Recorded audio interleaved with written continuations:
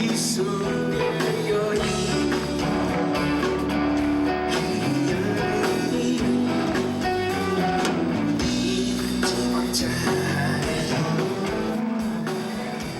가수라면 통과 의례처럼 몇 번은 치러야 할 콘서트. 하지만 중현은 작년에서야 뒤늦게 콘서트 무대에 올랐다. 그것조차 실로 30년 만의 일이다. 기타만 잡으면 몸 안에 뭉쳤던 에너지가 솟구친다는 그. 기타는 그의 인생의 방향을 완전히 바꿔놨다. 마치 예정된 운명처럼. 밥 줘. 엄마 배고파. 야, 뭐하냐? 아유, 빨리 좀 와라. 배고파. 아이, 눈 매워 죽겠구만. 예, 죄송합니다. 밥 줘. 아, 뜨겁다. 아우, 뜨거워. 삶아, 임마. 죄송합니다. 죄송합니다. 죄송합니다. 아버님이 계실 때도 아버님이 미모를 가끔 하셨거든요. 동네 분들 해서. 그래서 뭐 어떤 때는 그 뭐 쌀도 얻어먹고 이제 이랬었는데, 그 이제 돌아가시니까 이제 어머니가 이제 나서기 시작했죠. 그래서 거기서 이제 생계보다도 뭐 어떻든 그냥 하루하루 사는 쪽으로. 근데 이제 너무 아프시니까 손님들한테도 미안하고, 뭐 그것도 뭐 당분간 하시다가 그냥 쓰러지시더라고. 그래서 결국 어머니마저 돌아가시고 중현은 동생을 친척 집에 맡겨둔 채 서울로 올라왔다. 친척이 운영하는 제약회사 사환으로 일하며 일단 먹고 자는 문제를 해결했다. 다 됐지? 예. 자, 영수증 갖다 주고 명동 김약국에서도 한 박스 보내달라고 했으니까 빨리 갔다 와. 사람들이 약만 먹고 사나 왜 이렇게 배달이 많아요? 이 자식아, 먹여주고 입혀주면 감지덕지 한 줄 알아야지. 에? 아, 빨리 갔다 와. 알았어요. 가면 되잖아.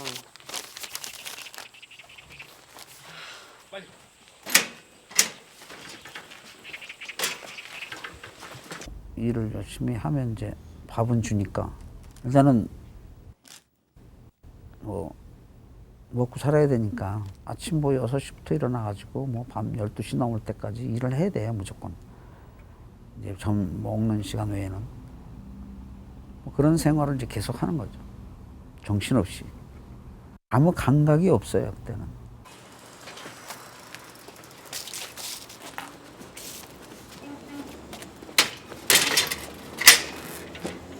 하루 15시간의 고된 일. 하지만 그 와중에도 중현에겐 특별한 즐거움이 있었다.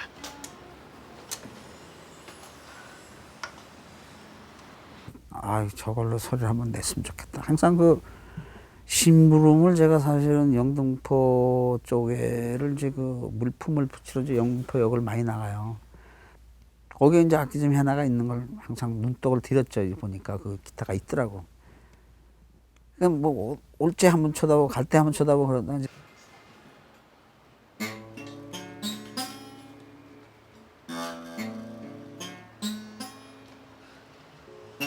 학생, 재밌어?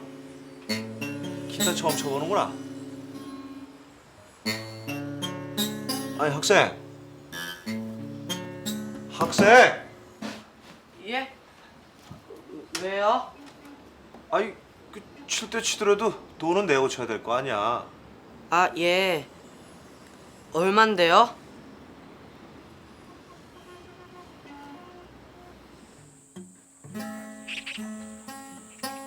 에이, 시끄러워서.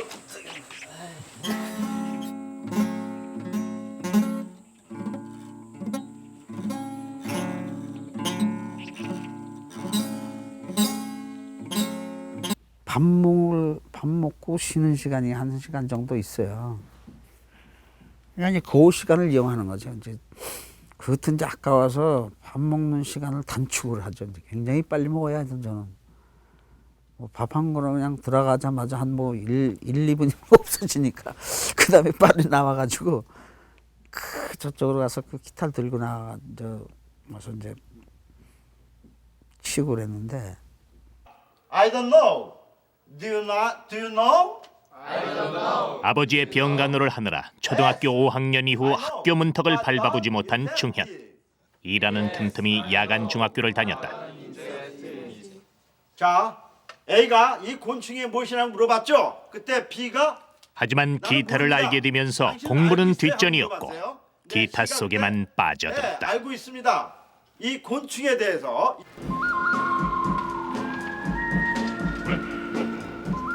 그렇게 2년 동안 기타를 독학한 중현.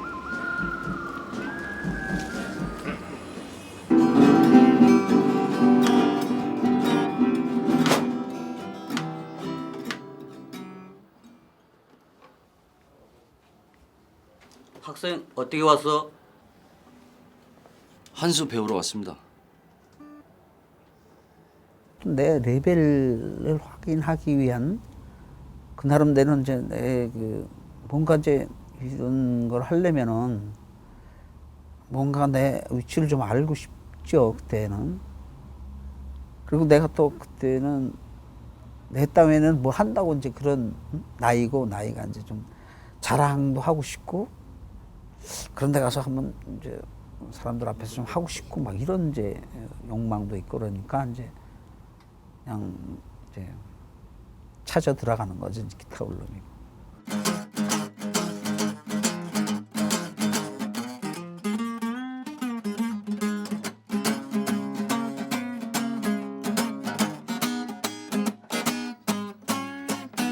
야, 선생님보다 훨씬 잘 친다. 그러게 정말 잘 친다.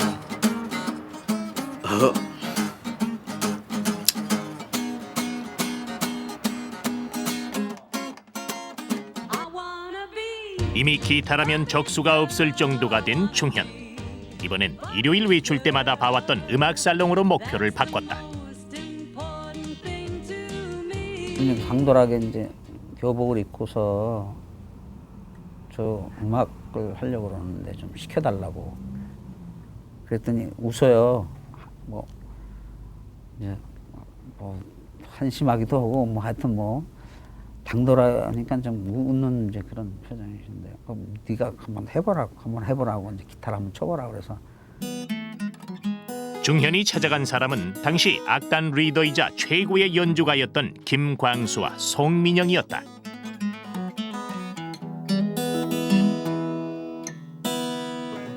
넌 봐라. 아주 제법인데. 이번엔 락앤롤 한번 잡아봐라. 락앤롤이요?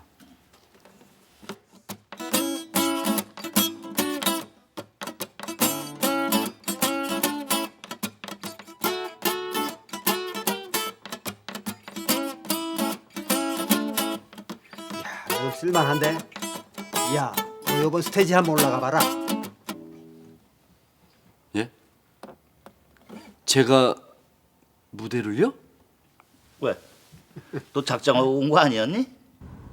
무대를 올라서 처음 이제 생전 올라가니까 앞이 하나도 안 보이는 거예요. 뭐 다리는 있는 대로 다 떨리고 그래가지고 뭐 어떻게 하고 내려왔는지는 그걸 몰라요. 지금 기억이 안 나요. 하여튼 하긴 했는 것 같아요. 근데 뭐 박수는 우레 같은 박수 소리는 들었어요. 음악을 해야 되겠다는 게 이제 그때 결정이 된 거죠. 내 인생은 음악을 해야 되겠다. 무슨 일이든 해야만 했다. 마침 중현의 기타 솜씨에 반한 미팔군의 한 무용수가 중현을 미팔군 밴드에 소개해줬다.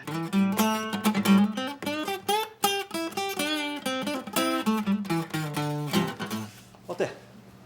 뭐 저 정도면 무대에서도 반짝였는데요. 네, 괜찮아. 좋아요. 저 내일부터 나올 수 있죠? 그럼요. 아유 감사합니다. 아, 참, 저 전기 기타하고 앰프 갖고 나오는 거 그거 알고 있죠? 전기 기타하고 앰프요.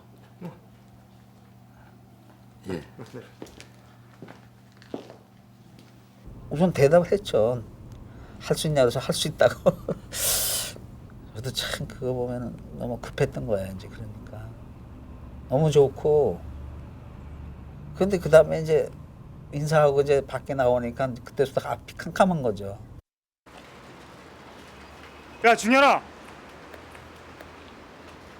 뭐 형철이구나. 야 임마, 인사 한마디 없이 그렇게 도망치는 법이 어딨냐? 그동안 어떻게 살았냐? 나야 뭐 기타밖에 더 있냐? 근데 왜 그래? 그렇게 좋아하던 음악을 하게 됐으면서 왜 그렇게 풀이 죽어 있냐? 꼭 도살장에 끌려가는 돼지 같다. 아니야. 넌 몰라도 돼. 야 임마, 친구 좋다는 게 뭐야? 어서 말해봐. 아무것도 아니라니까. 괜찮아. 걱정하지 마. 괜찮긴 뭐가 괜찮아? 내가 도와줄게. 그런 얘기를 했죠. 네, 지금 상황이 좀 이런 상황이다 그랬더니 선뜻 따라오라고 그러면서 악기점으로 가요. 골르래요. 자기가 돈 내주겠다고. 저는 뭐 이게 꿈인 건지 이게 도대체가 그 기적이 그렇게 내일 해야 되는데 오늘 아무것도 없었던 건데 그날 저녁 때 그 친구를 만나가지고 악기를 구입한 거예요. 그러니까 이건 무슨 하늘이 도운 거지 이건 뭐. 그렇게 위기를 모면한 중현은 한 달 3,000원의 월급을 받으며 미팔군 무대에서 본격적인 음악 활동을 시작했다.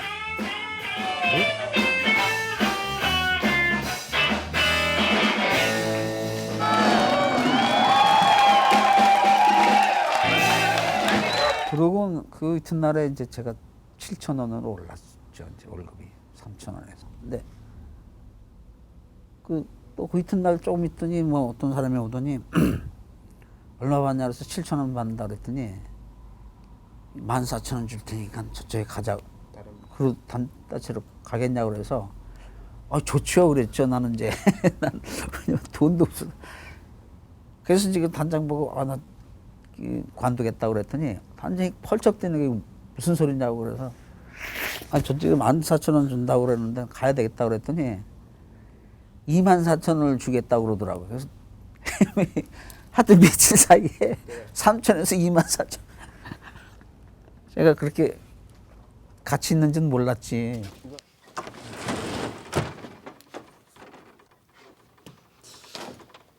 이따가 저녁 먹을 때 열고 내가 울면서 소리를 치고 열어달라고 그래도 절대로 열어주면 안 돼. 알았지? 네. 근데 창고 안에서 뭐 하시게요? 도 닦으러 들어가는 거지. 도요? 그게 뭔데요?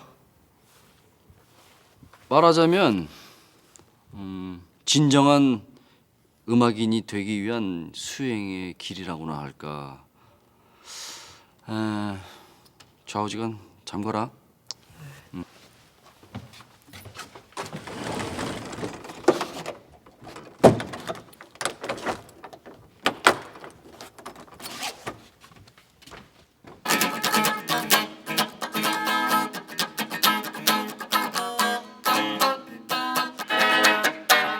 기타로 미팔군 무대를 제압한 중현. 하지만 그럴수록 욕심이 생겼다. 무대에 서지 않는 시간엔 악기 창구에서 문을 걸어 잠근 채 연습에만 몰두했다. 중현에게 쏟아진 갈채의 비결은 거기 있었다. 아이 참. 뭐 그땐 힘이 안 들었어요. 막 즐겁고 어쨌든 관습하는 사람도 없고 내가 음악하게끔만 해주면 좋으니까 그렇게 뭐 꼼꼼한 데서 촛불 하나 켜놓고서 이제 음악을 하게 되는데 뭐 하여튼 그렇게 즐거워요. 뭐 시간도 언제 가는지도 모르고. 15의 상경에 낮에는 공장, 밤에는 야간 학교를 다니며 기타를 독학한 소년 신중현. 그의 인생은 기타 없이 설명할 수 없다. 비록 세월 따라 그의 모습은 조금씩 변해갔어도 그의 곁엔 언제나 기타가 있었다. 그리고 그 기타는 그를 녹음악의 대부로 만들었고 우리에게 수많은 곡들을 들려주었다. 그는 이 모든 것을 운명이라 말한다. 혹시 뭐 저야 뭐 음악인으로서 제가 지금 천직이잖아요. 제가 이렇게 주어진 것도 하나의 그 운명이고 너는 이거 하다가 이제 죽어라 하고 이제 모든 것을 주었기 때문에 그런 주어진 그 의무랄까 이런 그 사명감이 이제 나는 충실해야 되겠다. 최선을 다하는 게 이제 내 할 일이지. 그걸 게을리한다든가 이런 데면은 내가 그 뭔가 저버리는 거 아닌가. 커피 한 잔을 시켜놓고 그대 1960년대 말 대중가요라면 트로트 일색이었던 시절 펄 시스터스의 커피 한 잔의 소울 리듬은 그야말로 충격이었다. 속을 태우는구려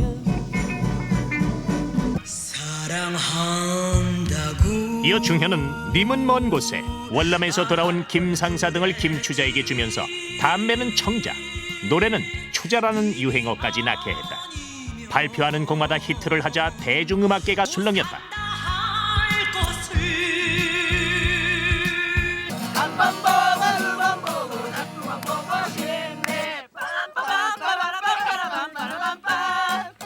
아름다운 그 모습을 자꾸만 보고 싶네.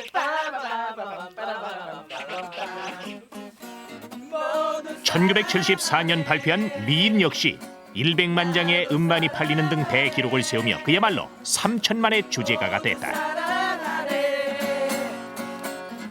너무 좋았죠. 우리 뭐 홈룸 시간에도 그 노래 흉내내는 게 낙이었고 굉장히 충격이었어요. 참신했고요. 그 뭐 처음 보는 그런 느낌이에요. 처음 보는. 그러니까 한 번도 그런 음악을 접해보지 않은 아주 생경한데 그렇게 친화력이 강할 수가 없었어요. 음악이. 그래서 거기 출연을 한 순간에 교실에서는 이미 터져버렸어요. 음악이. 터져버리고 그 다음 주엔가 하여튼 그 전국을 갖다 망라하는 그 차트에 1위로 올라섰습니다. 전국적 히트를 야기시킨 거죠. 아마 그러한 돌풍, 광풍 그런 것은 우리 음악사에서 그렇게 많지 않았다고 봅니다. 그러나 미인은 불과 일주일 만에 금지곡이라는 철퇴를 받는다. 75년 긴급조치 9호의 일환으로 이른바 공연활동 정화 방안이 내려졌다. 그로 인해 수많은 노래의 금지의 족쇄가 채워졌고 중현에게도 그 불똥이 튄 것이다. 그 이유는 무엇이었을까? 사건의 발단은 2년 전으로 거슬러 올라간다. 월남에서 돌아온 새까만 김상사 이제서 돌아왔네. 다시 거기서 이제서 돌아왔네. 너무 끌지 말란 말이야. 너무 끌면 느끼하단 말이야. 응? 그걸 조금 줄여. 다시. 시작. 월남에서 돌아온 새까만 김상사 이제서 돌아왔네. 여보세요. 예, 제가 신중현입니다. 예? 청와대요? 아, 신 선생. 신 선생의 노래는 잘 듣고 있어. 그 탁월한 솜씨로 우리 각하를 위해 노래를 한 곡 만들어 보지 않겠소? 네? 뭐라고요? 각하를 위한 노래요? 저는 뭐 그런 거 쓸 줄 모른다고. 뭐 저는 제가 좋아하는 어떤 그런 풍의 곡을 쓰는 거지. 그런 어떤 정치성이 있고 뭐 이런 곡은 저 할 줄 모른다고 이제 거절을 한 거고. 그래서 뭐 전화 끊어버리니까 뭐 한 5분가 있다가 또 전화가 또 왔어요. 이제 그때는 뭐 공화당이란가 무슨 당에서 와가지고 강력히 부탁한다. 그래서 저는 뭐 못한다고 아주 단호하게 이제 거절했죠. 그러나 그것으로 끝난 것이 아니었다. 미인을 시작으로 그의 노래 22곡이 잇따라 금지곡으로 묶였다. 가사가 퇴폐적이고 창법이 저속하다는 이유로 그의 음악을 가뒀다. 권력에 복종하지 않은 대가를 턱턱히 치러야만 했다. 할 일이 없죠. 활동금지니까. 한동안 술 엄청 먹었어요. 맨날 술로 살고 도대체 뭐 맨정신으로는 뭐 견딜 수가 없는 걸. 근데 뭐 그렇다고 옆에 동료가 있는 것도 아니고 동료마저 등을 돌리고 이럴 판인데. 중현은 모든 것을 버리기로 결심했다. 인기와 갈채에 대한 미련을 깨끗이 털어버리기로 한 것이다. 모두들 돌아서고 그의 곁엔 아무것도 없었다. 오로지 음악만이 그를 지킬 뿐이었다. 그렇게 그 후 5년 동안을 세상과 떨어져서 지낸 중현. 그에게 그 시기는 암흑이었다고 한다. 내가 만약 그것을 뭐 그것 때문에 내가 마음을 상한다든가 이러면은 더 큰 일을 못 하잖아요. 그러니까 나는 그런 걸 대담하게 버릴 수 있다는 자체가 나한테는 큰 것을 얻은 거죠.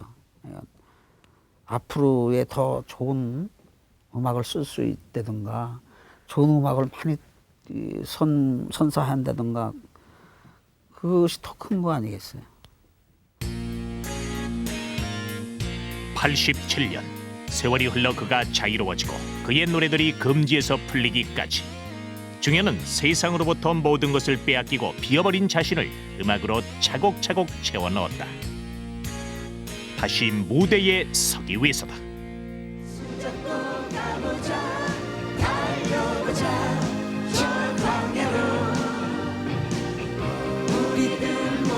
그리고 중현은 대중들에게 큰 선물을 들고 나왔다. 아름다운 강산이었다. 정권 찬양 노래를 거부하다 금지곡의 철퇴를 맞은 후 만든 저항의 노래다.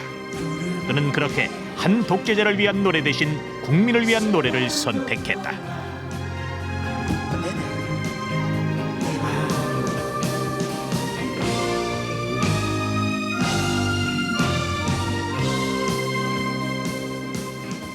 우드스탁. 그 이름과 어울리지 않게 노장 사상의 글귀가 한 구석을 차지하고 있는 이곳은 중현의 음악 스튜디오다. 그는 세상의 혼란을 피해 이곳에서 명상을 하며 지난 세월을 견뎠다. 그러나 음악만은 끝까지 부여잡고 있었다. 중현은 결코 자기의 길을 잃지 않았다.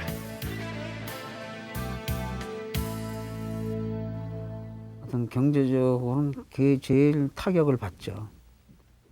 이제 그런 상황에서 음악을 고집하는 데는 그 자체가 참 미련한 건데 그래도 나마저 또 관두면 어떡하나 이런 생각도 해요. 왜냐면 뭐 내 걱정하는 건 없는데 그래도 나라도 뭔가는 뭐 좀 지키고 있어야 되는 거 아닌가 이제 이런 생각에서 뭐 욕심만 버린다면은 풍부한 생활을 버린다면은 내가 있을 수 있다. 그는 또 연습 중이다. 들어주는 사람이 단 한 사람뿐일지라도 연주를 해야 된다는 것이 노장 락커 중현의 생각이다. 저항과 자유의 음악, 락. 그는 왜 하필 락을 선택했을까?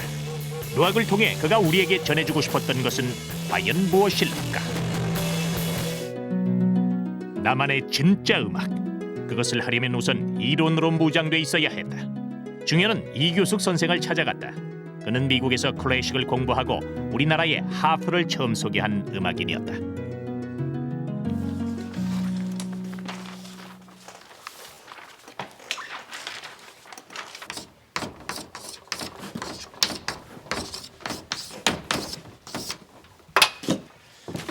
여러분들 작곡 수전했던 거 다 되돌려 받았죠? 네. 나는 왜 아무것도 없지? 어때요? 여러분들과 뭔가 색다르게 느껴지지 않아요? 뭔가 독특한 분위기가 느껴지지요? 신중현 씨 일어나봐요. 예.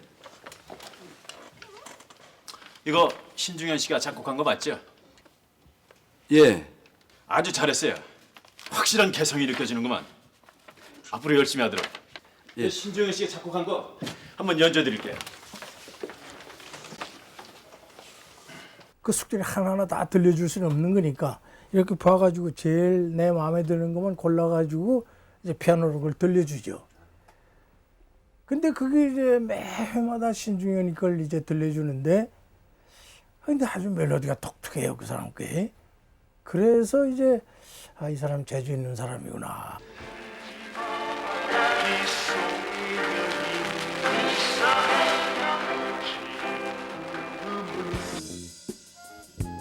이후 중현은 미팔군 무대에서 나와 자신이 작사 작곡한 곡으로 대중들 앞에 섰다. 그것은 한국 최초의 그룹 사운드 에드4의 탄생이었고 당시 발표한 빗속의 여인, 커피 한 잔 등은 한국 최초의 락 음악이었다. 하지만 대중들의 반응은 차가웠다. 대중들은 미처 그의 음악을 따라오지 못했다. 가장 락적이고 서구의 어떤 그 락 음악이라고 하는 형태를 갖다 우리나라 끌어들이는 데 있어서 일단 서구의 문법을 완벽하게 이해한 사람들이 별로 없었거든요. 그만큼 생소한 것을 처음으로 알려준 사람이기 때문에 본인의 예를 들자면 하드코어성 그 락 음악에 대해서는 대중들이 아직 접수력이 떨어진 상황이었죠. 그렇기 때문에 그 신주 선생 음악에 대해서는 대중적인 반응이 좀 저조했고. 그러나 5년 후 펄 시스터스가 커피 한 잔을 다시 불렀을 때는 달랐다. 중현은 곡이 아까워 리메이크를 했던 것인데 그녀들이 부른 커피 한 잔은 인기 속에 식을 줄을 몰랐다. 다른 가수들에게 준 곡 역시 그런 식이었다. 몇 년이 지난 후에야 비로소 진가를 인정받기 시작했다. 제 노래는 항상 손해보는 게 그때 당시는 안 팔리고 꼭 계약이 끝나면 팔려요. 그러니까 뭐 제가 이제 하자마자 막 나가면은 저도 좀 얻어먹을 게 좀 있는데 다 끝난 다음에 막 나가니까 뭐 다 끝난 다음에 와서 돈 달랠 수도 없는 거고 항상 그 대중들이 알아주는 게 이제 뭐 한 5년 내지 뭐 10년 있어야 뭐 그때 가서 겨우 뭐 곡 좋다 이제 이렇게 나오니까. 이렇듯 그는 시대에 비해 너무 일찍 왔다. 대중들의 감각보다 늘 앞서 있었던 게 중현의 음악이었다. 발표한 지 20년이 지난 후에도 그의 노래들이 리메이크되는 이유는 거기에 있었다.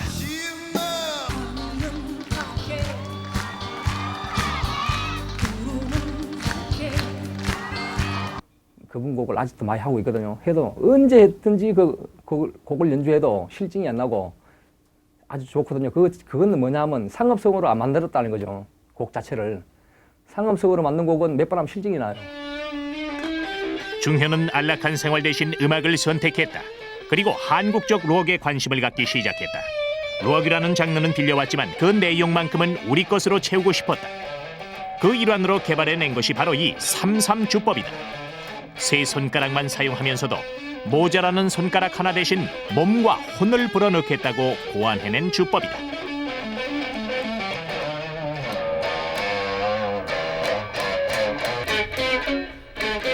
이렇게 세 개가 쓰는데도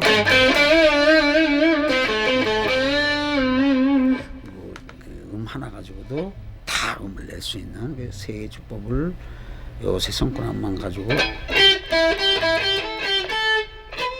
예.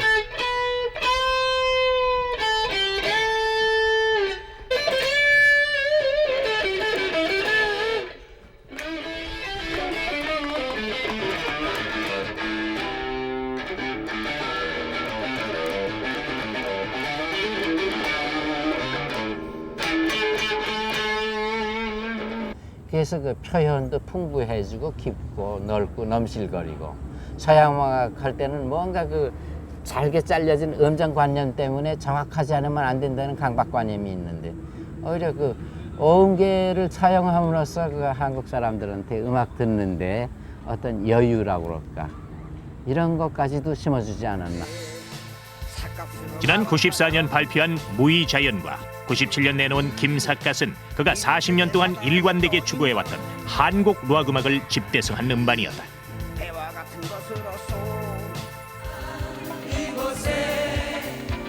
그리고 지난 97년 우리나라 가요 사상 유례가 없었던 일이 벌어졌다. 한 사람을 위한 헌정 앨범이 제작되고 그 한 사람을 위한 헌정 공연 무대가 마련된 것이다. 물론 그 자리의 주인공은 신중현이었다.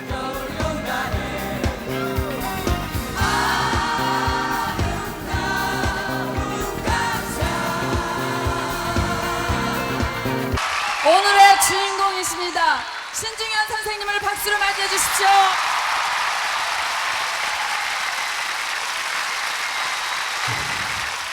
하찮은 음악인 한 사람에게 너무나 큰 것을 안겨주는군요. 제가 무엇을 어떻게 대답을 하고 어떻게 보답을 해야 되는지 그 단어를 여태까지 못 찾고 있습니다. 여러분 너무 감사합니다.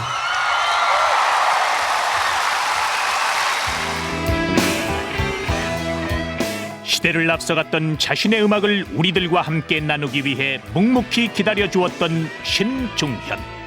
시대의 아픔을 딛고 그의 노래는 이렇게 기억되고 있었다. 그리고 그의 음악을 듣는 것은 우리의 행복이다. 하지만 묵묵히 나는 거북이 걸음이라도 내 음악성을 갖다가 언젠가 알아주겠지. 뭐 1000년 후에나 2000년 후에도 좋다 이거야. 내가 남기고 싶은 내가 한국적인 음악성, 한국의 그 멋이라는 것을 이런 음악을 통해서 해놓고 싶고 그걸 들려주고 싶고 이렇거든요. 그래서 뭐 오늘도 변함없이 맨날 기타를 치고 있어요.